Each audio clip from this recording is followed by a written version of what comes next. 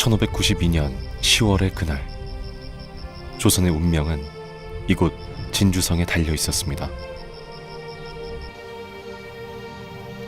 칼끝처럼 조여오는 죽음의 공포 앞에 6천의 조선군은 분연히 떨쳐 일어나 이곳을 지켜냈습니다.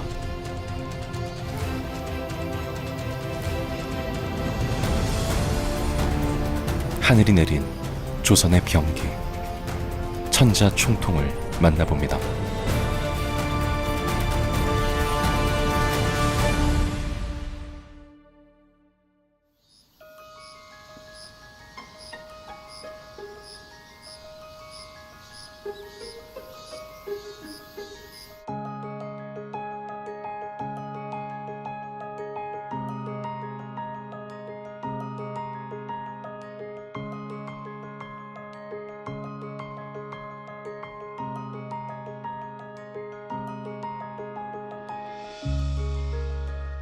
국립진주박물관은 1984년에 경남 지역 최초로 개관한 국립박물관이고요. 박물관에서 가장 중점적으로 좀 조사 연구 전시하고 있는 부분이 이제 임진왜란 파트라고 말씀드릴 수 있겠는데요. 그렇게 하다 보니까 임진왜란 하면 이제 무기류, 조선군의 무기류, 그 중에서도 화약 무기류가 좀 중점적으로 전시되고 있습니다. 예를 들면은 이제 전시실 가장 앞에 있는 비격진천내부터 시작해서 들어오면 이제 천지, 현황, 대포들이 모두 보물로 지정되어 있는 유물들이 실제로 전시 중에 있고요. 국내에서 가장 오래된 승자총통, 그리고 비격진천내를 쏘아내는 중앙구, 대환구 이런 유물들도 현재 전시 중에 있습니다. 고려시대부터 시작된 화약 무기는 조선시대 들어서 크게 발전하여 체계적인 무기 체제를 갖추었습니다. 그 중에서도 가장 눈에 띄는 것은 단연 거대한 크기의 천자총통입니다.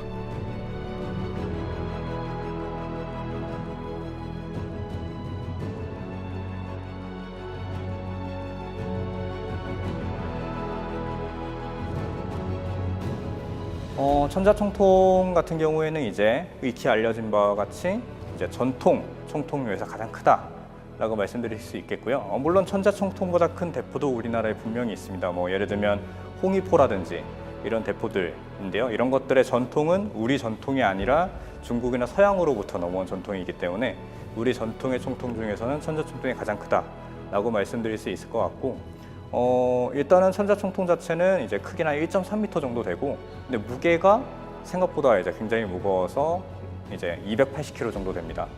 청동으로 만들어진 대포고요. 이 천자총통 자체는 굉장히 큰 만큼 화약도 굉장히 많이 소모하게 되고 그만큼 파괴력도 굉장히 강했습니다. 발사체로는 대장군전, 철환, 수철연의환, 조란환 이런 것들이 사용됐는데, 천자총통의 발사체에서 가장 잘 알려진 것이 이제 대장군전이라고 할 수 있겠고요. 대장군전이라는 화살은 일종의 대형 화살이라고 할 수 있겠고, 이제 통나무에다가 이제 철촉을 달고 쇠로 만든 날개를 달아서 발사하는 겁니다. 이게 폭발하는 건 아니지만 적에게 강력한 심리적 타격과 강력한 물리력을 전달했었고, 이것이 실제로 쓰였던 것이 앙골포 해전에서 적장인 이제 구키 요시타카의 이제 대장선을 향해서 발사된 것이 실제로 그 대장선을 꽂히게 되었고, 그 대장군전을 가지고 이제 구키 요시타카가 일본에 귀국을 하게 되면서 그 후손들에게 대장군전이 대대로 물려지게 되었습니다.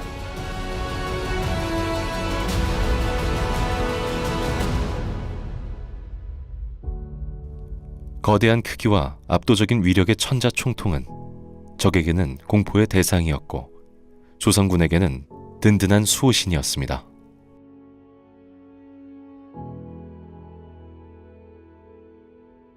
국립진주박물관에 전시 중인 천자총통 같은 경우에는 천자총통 자체가 현존하는 수량이 많지 않은데도 잘 보존되어 있고, 언제 만들어졌는지에 대한 명문이 정확하게 남아 있으면서도 보존 상태가 용이하고 현존하는 조선시대 전통 화약무기 중에 가장 크다는 점에서 이제 조선의 이제 화약무기 발달사 연구에서 굉장히 중요한 자료이기 때문에 그런 가치를 좀 인정받아서 보물로 지정되어 있다라고 말씀드릴 수 있을 것 같습니다. 그리고 이곳에는 거대한 천자총통과는 달리 균형 잡힌 외관으로 사람들의 시선을 끄는 무기가 하나 더 있습니다.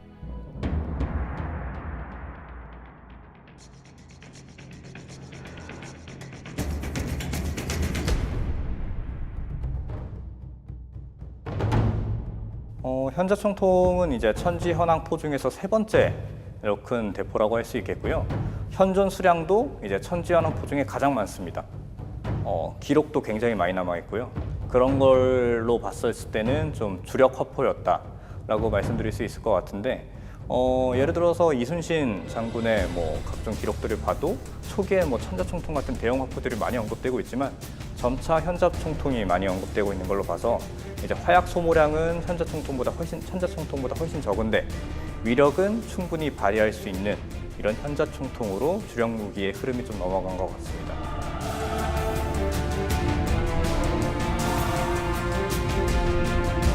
그렇다면 주력 화포였던 현자총통은 어느 전투에서 크게 사용되었을까요?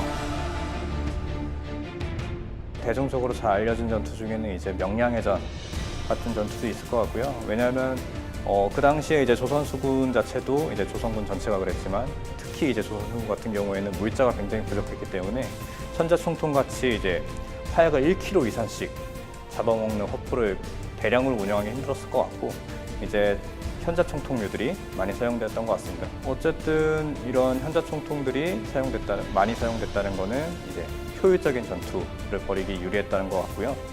사실 대포가 크다고 좋은 게 아니라 뭐든지 모든 무기는 그 적이 눈앞에 있을 때 곧바로 사용할 수 있는 무기여야 좋은 무기라고 생각을 하고 그런 점에 있어서 현자총통이 좀 좋은 무기였다, 적합한 무기였다라는 생각이 듭니다. 그리고 그 외에도 거북선에는 천지현황포가 모두 탑재되어 있었다고 하는데 어쨌든 거북선의 용머리 대포용으로서도 현자총통이 사용되었다는 것이 이제 기록으로서 좀 확인되는 모습을 좀 알 수 있습니다.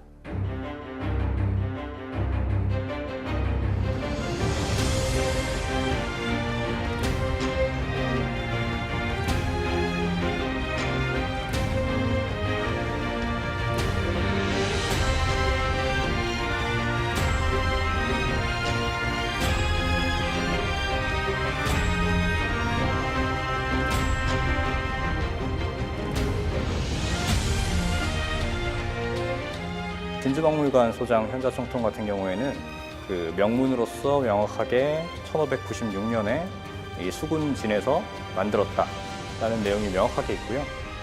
때문에 이 조선시대 이제 화약무기 발달사에 있어서 역시 중요한 자료라고 할 수 있을 것 같고, 특히 이제 형태도 좀 온전하게 잘 보관되어 있었고 보존되고 있었다. 이런 점에 있어서도 이제 그런 가치를 인정받아서 보물로 지정되지 않았나 하는 생각이 듭니다.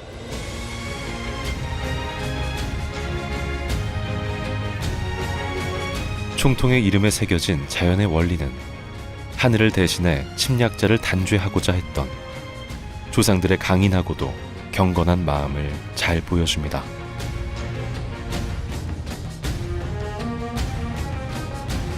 하늘의 이름을 빌려 조선을 지켜낸 무기 천자총통입니다.